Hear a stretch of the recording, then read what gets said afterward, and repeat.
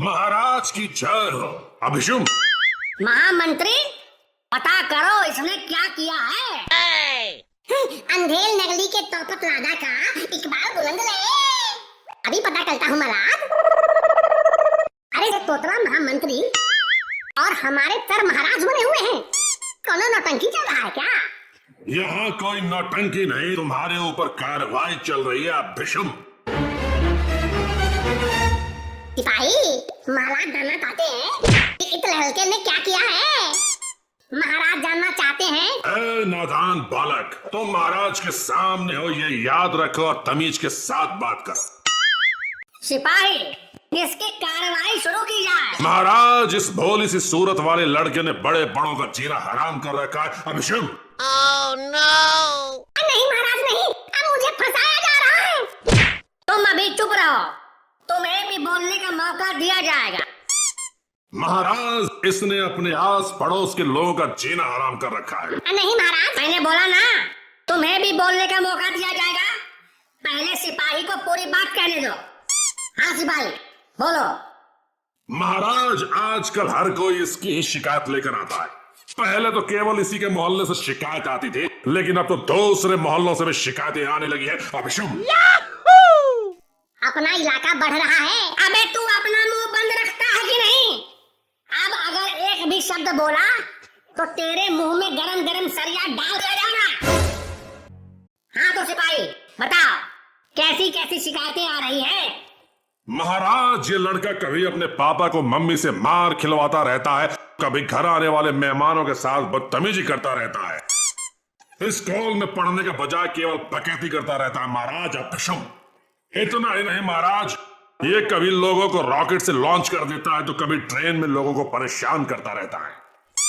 Bank हो या ticket counter, हर जगह सिर्फ डकैती करता रहता है। महाराज अभिषुम, महाराज, और तो और इसने एक लड़की को भी परेशान करके रखा है। कहता है कि उससे प्यार करता हूं, उससे शादी करूंगा। Oh, no! अरे प्यार करना और शादी करना कौन सा गुनाह है? ये तो जवानी में सब करते हैं। तुमने भी किया होगा, महाराज ने भी किया होगा। खामोश! तब से कितनी बार कहा जा चुका है कि बीच में नहीं बोलना है, लेकिन इतनी मोटी चमड़ी का लौंडा है ये, कोई असर ही नहीं है इस पे। अब पहले सजा मिलेगी, फिर आगे की सुनवाई होगी। Oh, no! लेकिन महाराज, आपने कहा था कि मुझे भी बोलने का मौका दिया जाएगा। खामोश! तुम्हारी उद्दंडता के कारण अब तुम्हें अपनी सफाई पेश करने का मौका नहीं मिलेगा। ये तो सरासर अन्याय है महाराज। अंधेर नगरी के चौपट राजा का यही न्याय है। महाराज, हुक्म किया जाए। मंत्री जी, इससे कहो या तो 100 प्याज खाए या 100 कोड़े, यही इसकी सजा है। Oh shit! Oh shit! तो प्याज खाओ, नहीं तो कोड़े लगेंगे। सिपाही, इसे 100 प्याज लाके दो। अगर इसने 100 प्याज खा लिया तो ठीक है, वरना इसे 100 कोड़े खाने होंगे। Oh, no! ए महाराज, जल्दी बोलो, क्या खाओगे, प्याज या कोड़ा? ऐसा करो, मुझे कोड़े ही मार लो, लेकिन थोड़ा आराम से। हाँ, ठीक है, अगर तुम्हारी यही मर्जी है तो फिर यही सही।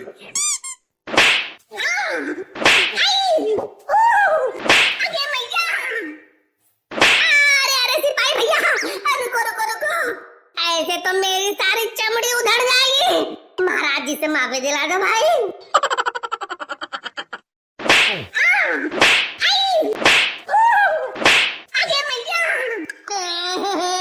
महाराज, ये अन्याय बर्दाश्त नहीं कर सकता।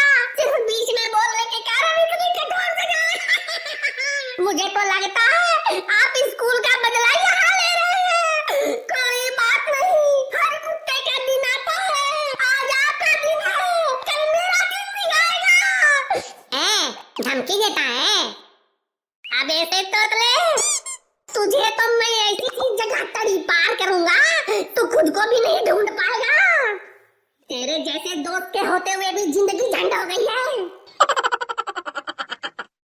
वो नटा ही क्या, 2 आंखें बंद ना कर दे, और वो दोस्ती क्या, 2 जिंदगी धंध ना कर दे। सिपाही जी महाराज।